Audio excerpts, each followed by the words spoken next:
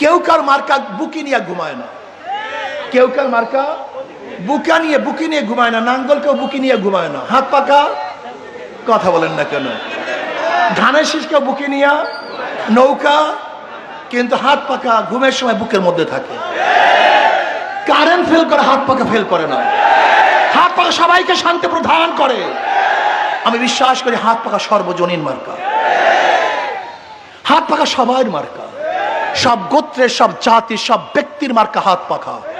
যদি হাত পাকা বিজয় হয় ইনশাআল্লাহ এই জাতি বিজয় হবে, হাত পাকা বিজয় হয়ে দেশ বিজয় হবে। ইসলামী আন্দোলন বাংলাদেশ বিশ্বাস করে।